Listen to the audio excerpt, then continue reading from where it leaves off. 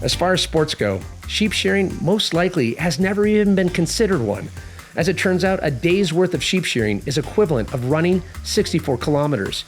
To test our fitness and fear of sheep, we head to Waikaka and the family farm of XS ambassadors Tony and Rolly Henderson. All right, we've made it to Waikaka. We're deep within the sheeping district, and as you can see, I know you've said this is a competition. I've stepped up my game. I brought a little mascot along. This is Lamb Chop. Wow, Pat, you've really upped your game, and I'm deeply, deeply impressed. But some of us came to win today. Okay. At this point, I'm going to concede even before we shear the sheep. So, sheep shearing, it's happening right now. Oh, it smells like sheep for sure. Rich Sorry. smell of it. Oh no, you must be Rolly.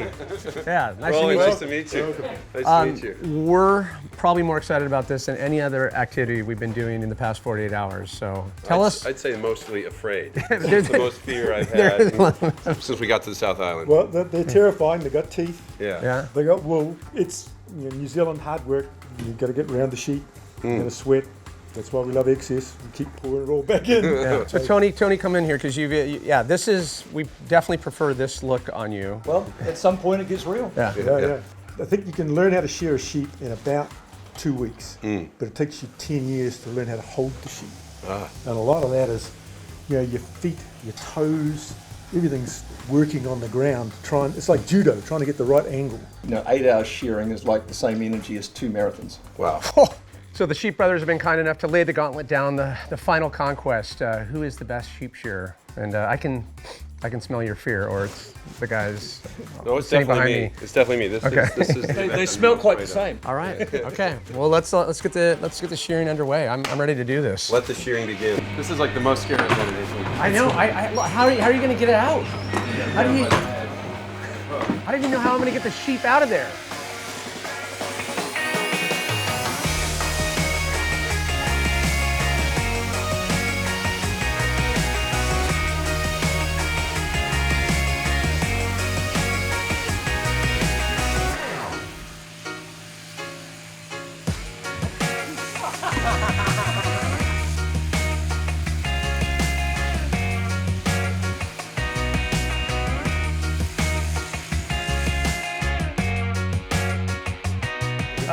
Tony, I don't know. I think your brother Rolly, I think he might have taken you on.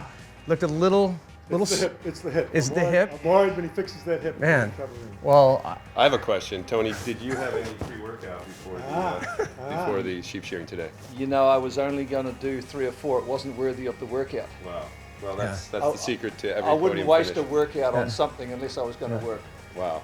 I felt it. I do want to end on this. I mean, there's so much is said about the whole sheep thing in New Zealand, the sheep shearing for that matter. But it is straight up hard work. I literally, my jaw was just on the floor in terms of how much it takes out of you. And it doesn't get easier. Yeah. Just because you shear more, it doesn't get easier. You just go for it. When you grab that sheep by the head, get the leg behind you, and then you're trying to follow the contours of the soft yet supple sheep body. Okay. While also locking in their view. No, you can't avert the gaze. It's just once that happens, you're done. Your souls touch a little bit. A little bit. Well, I want to thank the Shearing brothers, Tony and Rolly. Tony, I had no idea you had such shearing skills. Don't forget the awkward handshake moment. It's a must in today's world. And on that, we leave the sheep shack. Okay, let's go.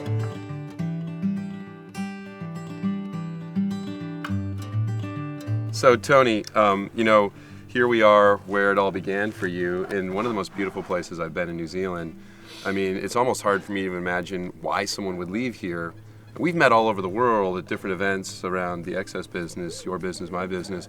But how did you get from here in shearing to there? Well, funny enough, it was actually shearing. Really? Yeah, because I was in Wyoming, of all places, in America shearing. And just a friend of the rancher's son says, hey, you interested in making money? And it's a pretty dumb question. And, some people would say yes and some people would be whatever. But I said, well, sure. And that's how one thing led to another. So it was actually the link between shearing. And that got you starting your own business. In addition to the shearing business. Yeah. And from there you brought that business back here to New Zealand, and we've been working together.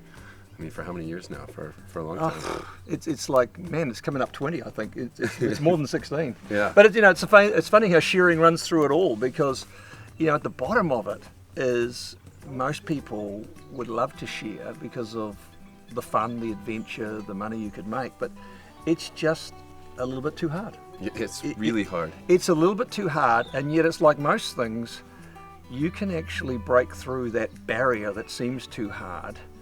And it's not that it's any easier, because if you look at the studies, and they've done lots of studies, that it's called the hardest physical job you can do, right? In terms of the amount of calories you burn and all that stuff. Sure. They say it's like 2 marathons. But the ridiculous thing is, somehow you can, just by doing it, following the pattern, because this pattern's been developed by guys, you work through that thing, and suddenly you are performing at an area you never had any idea you could. You'd have no idea that you could do 400 sheep now, right?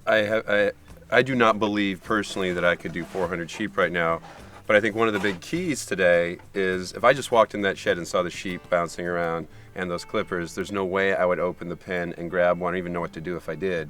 One of the big keys is I wasn't doing it by myself. You were helping me. Yeah. You showed me how to do 3 or 4 of them. Yeah. Before you helped me grab one. You helped me shear it. Yeah. You helped me get through the tough bits around the hamstring and every other part for me, frankly. But you helped me get through that fear so that I felt like I could do it too. And I think that's another big key that comes through our business together is we work together. We help people do Look, things. it's a lot like what Apple did compared to Microsoft. Look, all I did was like you were a 2-year-old, so you've now got the iPhone. You can start. My wife calls me a 2-year-old often. Yeah, I know. But once you're kind of around the part now, you've got artificial intelligence. You can just work with it, and develop it. And I don't know. I'm 61 now. So you're saying this is more intuitive once somebody's starting to break through the barriers of understanding that this isn't just a computer, this is a device that's going to enhance my life. You get breakthroughs like most things in life. You can't figure out how you can ever ride a bike. Boom, you got it. Yeah. And same with the shearing. You're shearing, you think I'm stuck, I can't get over 100. You see guys that are doing 400, it seems like a world away, and you have a breakthrough. Right. It's like quantum. And it's so funny that almost everything we've done, I can come back, because I am no good with my hands. So when I went to school, like at woodwork, I always got low marks. So when I'm learning this like you were, I'm going, damn, I would like to, but I've got this I don't think I'm really this hand-eye guy here. Right.